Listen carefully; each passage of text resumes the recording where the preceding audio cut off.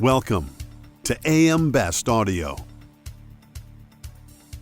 Allianz Commercial has just released its latest political violence and civil unrest trends report.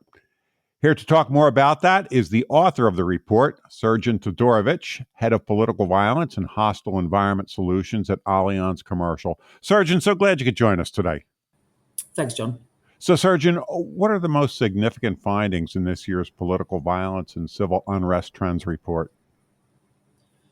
Well, we've got a number of topics that we covered in the report. I think it was widely reported last year that civil unrest was a key topic for our clients and brokers and obviously Allianz as well.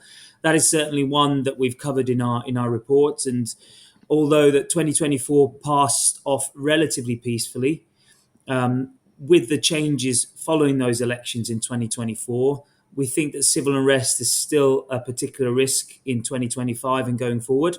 So that's certainly one topic that we go back to and reassess. The risk of terrorism is rising in Western Europe in particularly. So there is a rise of new group filling the vacuum of ISIS of old. And this has been seen by a number of events in Europe, looking back all the way.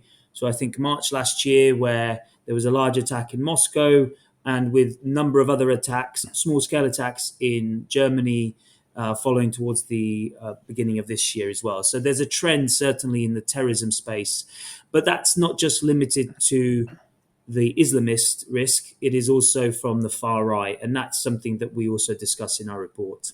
Sabotage and war is the other topic that we were looking at, and essentially, sabotage and terrorism was seen as one risk previously, but now we're seeing more of a convergence between sabotage and war, because a lot of the sabotage acts that we've seen in over the last 2 to 3 years has been based around state-sponsored sabotage. And the risk of war, obviously, is very prevalent in a number of countries around the world. And the other parts of the reports are dealing with cyber. That is one of our biggest client concern, especially attacks on critical infrastructure. And physical impact of those attacks. And then finally, we also look at some of the environmental activists and activism and how that's turning into more extreme events through physical damage to infrastructure and targeting of specific companies. So that's in a nutshell our report. Sounds very comprehensive, Srdjan. So why do you suppose political violence remains such a persistent concern for global businesses?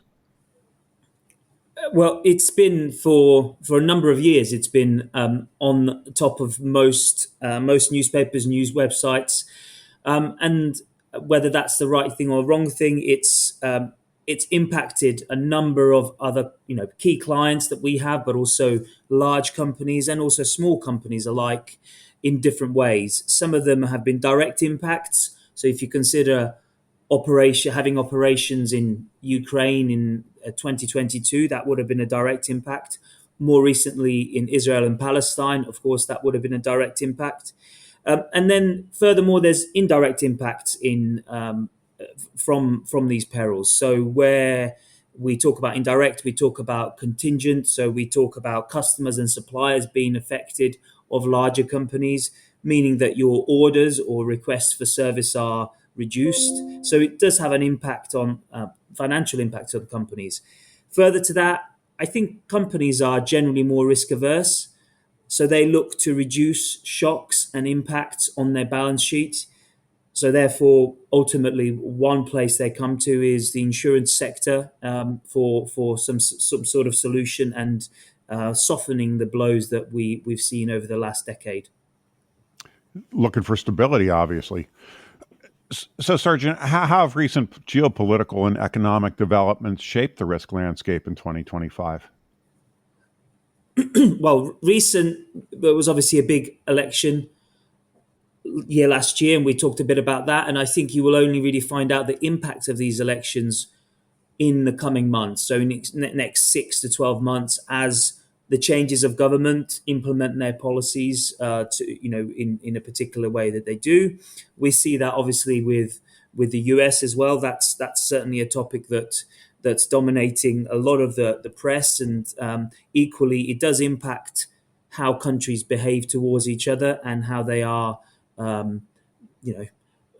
cooperating or not in many cases. So that certainly had a big impact. But ultimately, what we've seen is that there's been a big shift in, I wouldn't say nationalism, but in looking after your country first, and that's certainly the visible outcome of the last few years. There are significant, I suppose, shortfalls in government funds over the years. So even the richer states have the reduced ability to impact, also reduce the impact of economic turmoil on their people, and that has to obviously be prioritized.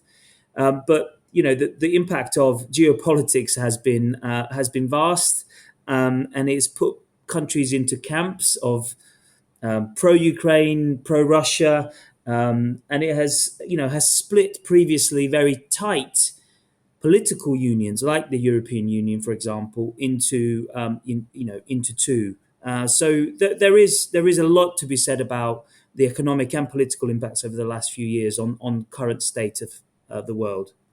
Customize your data experience. BestLink now offers an interactive company dashboard that provides company-level intelligence in a fast, user-friendly interface featuring interactive tables, charts, and Sparkline performance histories. Customize the dashboard tiles to prioritize the insurer ratings, data, and analytics that best support your workflow. AM Best. Our insight, your advantage. That being the case, do you think that civil unrest is more challenging to model and prepared for compared to, say, natural catastrophes? Really is a $1 million question. We talk about it at length within Allianz, and I think the market is always trying to find smart ways of modeling SRCC, strikes, riots, and civil commotion. We generally err on the side of caution in the way that the modeling is done, but we have to, of course, be smarter and focus on it. But it's incredibly difficult for a number of reasons. It's unpredictable. It can turn on a sixpence, and what I mean by that is it can be government policy that triggers it, that's implemented. It could be a police shooting. It could be a murder of somebody iconic or famous. There are so many things that could trigger these events that it's very, very hard and difficult to model. What we can say is that over the last 6 or 7 years, we have learned about the occupancies which are more vulnerable to SRCC events. And that's something that Allianz, as well as the political violence and terrorism market, is aware of. And of course, with that comes appropriate pricing, limiting of some of the exposures that we have on those occupancies. So we have learned a lot, but in terms of modeling and predictability, that is still work in progress for I would say the whole industry. And I think it's going to be a work in progress for some time to come.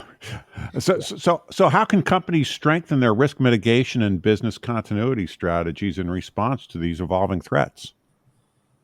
With regards to SRCC, I think topic is something that we get asked about quite often. In reality, there are two streams that companies can deal with. One of them is the direct impact on their premises and understanding really where the bottlenecks are, where their critical sites are. And that's something that the companies themselves can do on their own, or they can ask for external help with. Further to the direct, they can also look at the media profile of a company. What is it doing? What is it stating publicly? How is it acting towards its employees? Are there any potential negative publicity that they may be exposed to for whatever reason? One example is, of course, Tesla.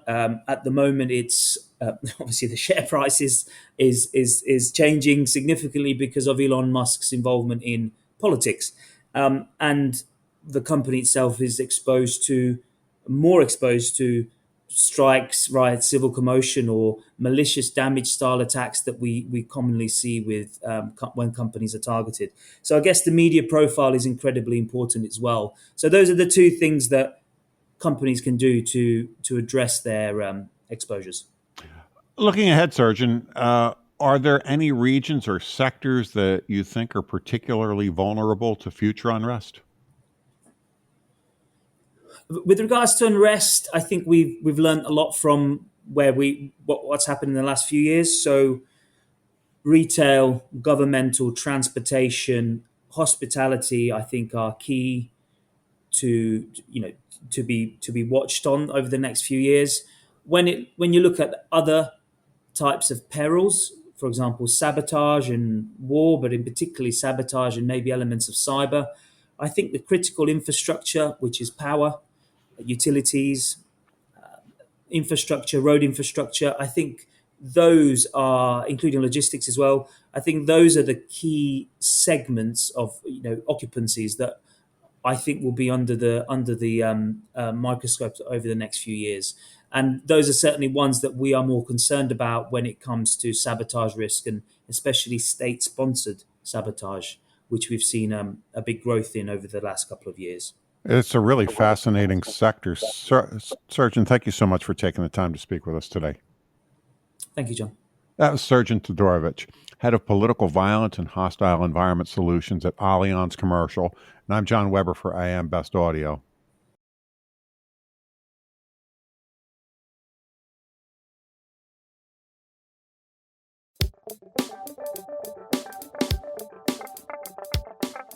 Looking to get the full attention of the insurance industry?